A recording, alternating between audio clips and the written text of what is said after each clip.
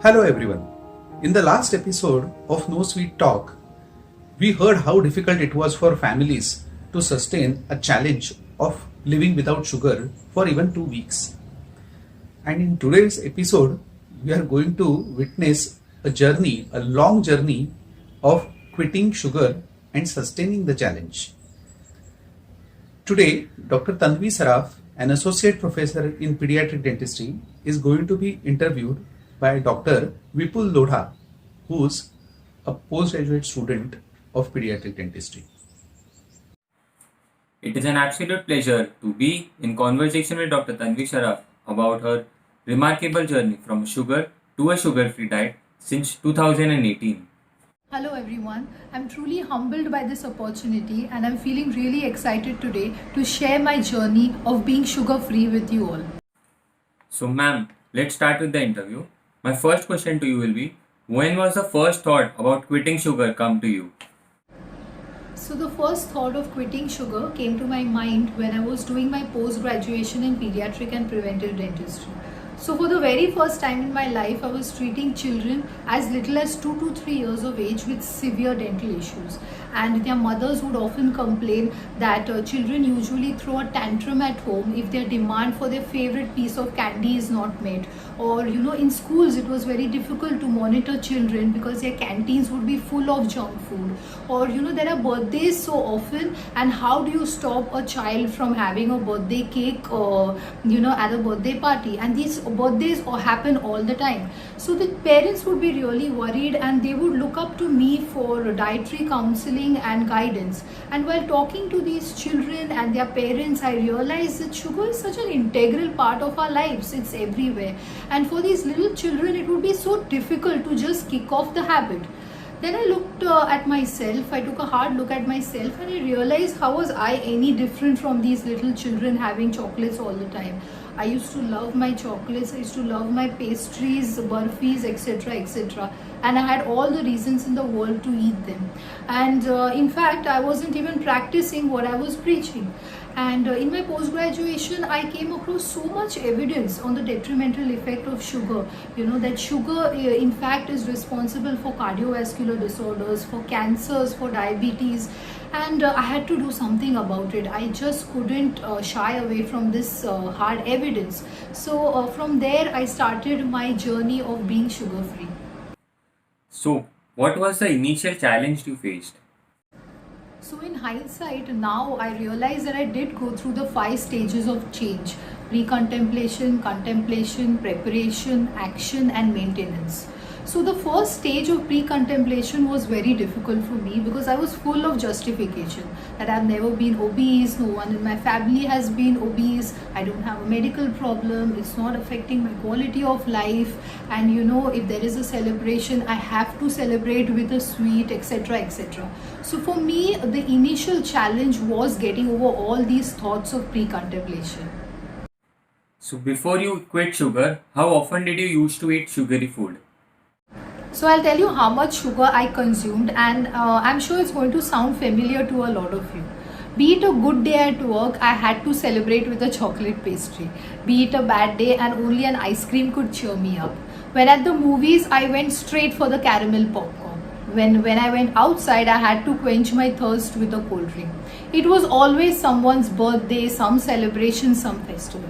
In fact, my day started with a lot of sugar. So I had this really big mug of milk tea in which I put a lot of sugar. There was a lot of cereal and I had jam toast. I did not have the time to cook a healthy Indian breakfast, and I had all the reasons in the world. I was busy, I was working, and I felt I needed the energy to get through the day. So yes, I confess I consumed a lot of sugar, and only when I decided to get on with my journey of being sugar free that I realized that sugar is such a big part of my life. Oh, that's a lot of sugar. So what was the first step of this challenge? Now the first step was to accept. Now I had to accept that I had lost all self-control and I turned into an emotional eater. But by now I was really determined to bring about a change. I wanted to quit sugar, junk food and processed food. The only thing that I was apprehensive about was my huge mug of milk tea with a lot of sugar. I did not know how I'm going to find the energy to get through the day. However, I did address the elephant in the room. I did take the first step and I started my journey. That is really good. How did you prepare yourself for the same? So I got up one day and decided to completely quit sugar. So I did not start by cutting down sugar or having sugar in moderation. I went cold turkey. I totally and completely quit sugar. Now, a few months ago, I had also quit meat. So when I went outside, I realized that there's nothing but junk that is sold to us. Now, I would read food labels and I saw that these health drinks or energy drinks in fact had more sugar.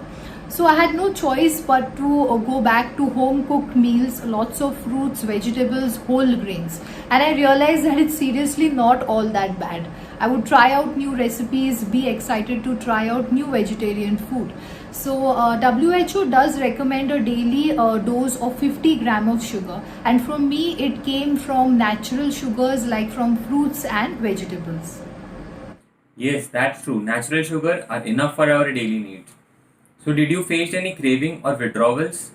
So around at that time, I did experience a lot of headaches. I guessed I missed my morning tea, my very big mug of milk-laced, sugar-laced morning tea.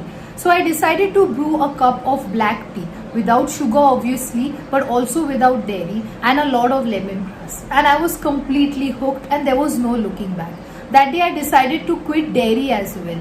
So in hindsight, I feel I did not suffer from any major cravings or withdrawal because I was completely convinced of the detrimental effects of sugar and I was committed to bringing about a change. So your mindset, your discipline go a very long way in overcoming any habit. How did people reacted when they came to know about your sugar-free challenge? So the reaction of everyone everywhere is the same. They are shocked, they are surprised, and even my dental colleagues. However, I have inspired a few of them to cut down on sugar if not completely quit. Now the most difficult part is social functions and birthdays where the host will insist that you have at least a small piece of cake, but even in such situations I proudly say no. But the most disappointing part is when my students offer me sweets after clearing their exams and I have to say no. So the look on their face totally breaks my heart. However, the news now has spread that I don't have sugar at all. But the best and the most rewarding part is that I can freely give dietary advice with a clear conscience to my pediatric patients. I proudly tell them that if I could completely quit sugar, so can they. And I have seen positive results. I have had parents come up and tell me that now their children do not want to have sugar as excitedly as before. What were the gains of this challenge? So all within a week of completely quitting sugar, I experienced my first physical evidence of success in the form of weight loss. My muffin top had disappeared and I felt energetic. There was immense sense of accomplishment. Till now, I have no new carious lesion. That is quite motivating. This was all about the de-addiction. What about the maintenance? How did you maintain? The maintenance stage is the most important stage because it is testing and it is lifelong. You need to realize that along with quitting sugar, you need to have a balanced diet, you need to sleep well and have loads of water. Now, I did experience some compensatory behavior. I used to have a lot of rice. I used to overeat rice because I loved rice in the first place. So I decided to completely quit polished rice and have unpolished rice. So this went a long way in overcoming this compensatory eating behavior. Now you need to understand what your triggers are. For some it could be workplace stress, examination, deadlines. So you need to find your trigger and you need to stop yourself from eating and overeating once the trigger sets in. For me, as I said before, I did not suffer from any major cravings, fatigue or withdrawal, and so it was very easy for me to maintain this sugar-free journey. Any advice you would like to give to those who want to accept this challenge but are apprehensive for the same? So my advice is pretty straightforward. If you are committed, if you are convinced, it is very easy to bring about any change. However, having a motivating friend, parent, sibling with you could go a very long way in this journey. In my case, I had my sister along with me. So we constantly motivated each other, supported each other, and encouraged each other. You need to remember that sugar is 8 times as addictive as cocaine, and you don't want a substance to take over your life. You need to be in the driver's seat of your own life. Finally, as a pediatric dentist, what advice you would like to give to parents of those patients who motivated you to take to this journey? So the advice that I'd like to give the parents of my pediatric patients is that it's high time we understand the detrimental effects of sugar. We need to save our children from the impeding dental and medical issues because of sugar. And we can do this by taking the first step ourselves. We need to quit sugar. We can do this by substituting sugary junk food by healthy Indian naturally occurring food. Prevention has always been better than cure, and trust me, there's a lot to gain. That was an amazing interview.